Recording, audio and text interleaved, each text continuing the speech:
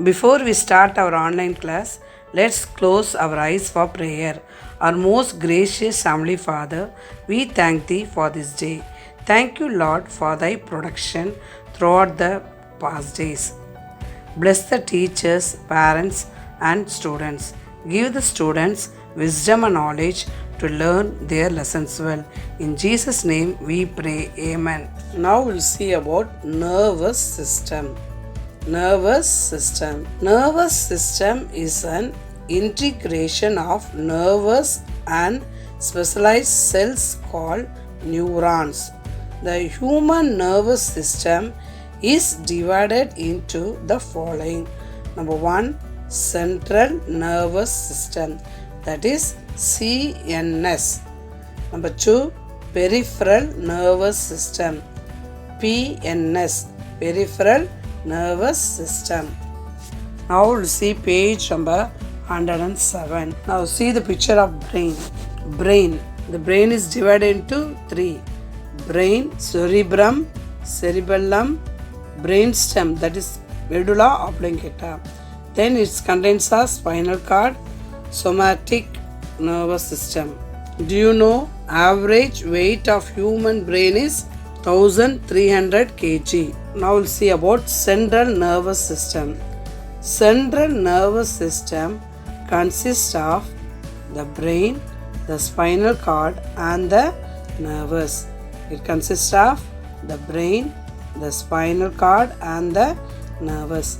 First we'll learn about brain. We use our brain to think, read and write.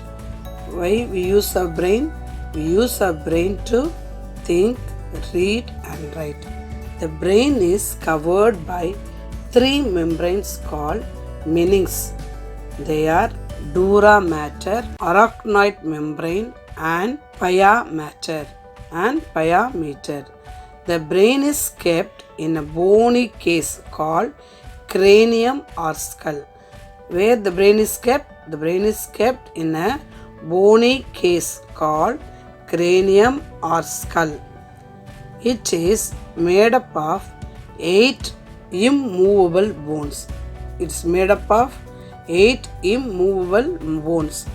The brain is made up of millions of functional units called neurons. Functional units called neurons. Human brain is divided into 3.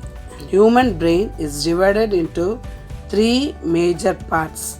First, forebrain, that is called cerebrum, midbrain cerebellum, hindbrain medulla oblongata. Now we'll see about forebrain, that is cerebrum. The forebrain consists of cerebrum, thalamus and hypothalamus. The forebrain consists of what? Cerebrum, thalamus and hypothalamus. It is the largest part of the brain. Which is the largest part of the brain? The cerebrum is the largest part of the brain. Which is the center of human memory? Cerebrum is the center of human memory. What we all learn? Only cerebrum keeps in memory. The cerebrum is responsible for intelligence, imagination and reasoning. The cerebrum is responsible for what? Intelligence, imagination and reasoning. Now learn about midbrain, cerebellum. We're going to learn about cerebellum. It lies behind the cerebrum. It lies behind the cerebrum. It coordinates the movements of the muscles of the body. The cerebellum coordinates the movements of the muscles of the body. The cerebellum helps to maintain the balance of the body. Only the cerebellum helps to maintain the balance of the body. A drunken man cannot walk because his cerebellum is affected. Then we learn about hindbrain, that is medulla oblongata. The hindbrain comprises of pons and medulla oblongata. Medulla oblongata is also called the brain stem. It is also called as brain stem. Which is called the brain stem? Medulla oblongata. It is also called the vital knot because it controls breathing, heartbeat, and other involuntary muscles. Medulla oblongata is also called vital knot. Why? Because it only controls breathing, heartbeat, and other involuntary muscles. The medulla oblongata connects the brain to the spinal cord. Which connects the brain to the spinal cord? Medulla oblongata connects the brain to the spinal cord. Now we'll go to page number 108. Yes, this picture we already drawn and learnt it. So see the brain picture. We learned that cerebrum, thalamus, hypothalamus. These are the main parts of cerebrum. Then medulla oblongata. It's our pons and medulla oblongata. They are called as brainstem. Pons and medulla oblongata, they are called as brainstem. Then cerebellum, it lies behind the cerebrum. So cerebellum, it maintains the balance of the body. Then we have spinal cord. So this is the picture of the brain. You have to draw and learn it. Do you know the brain needs a continuous supply of oxygen? Do you know the brain needs a continuous supply of oxygen for better functioning?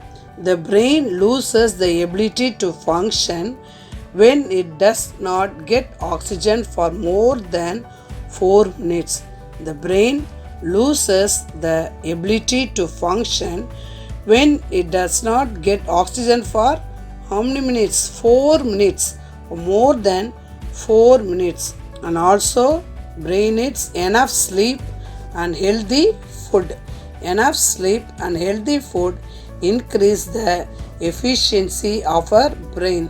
We need what? Enough sleep and healthy food. Now we'll learn about spinal cord. Spinal cord is a long tube-like structure. Spinal cord is a long tube-like structure which extends from the brain. It lies within the backbone of our body. Where it lies? It lies within the backbone of our body. Then we learn about peripheral nervous system. This peripheral nervous system consists of nerves extending from the spinal cord to all parts of the body. It extends from the spinal cord to all parts of the body. It is made up of 2 parts.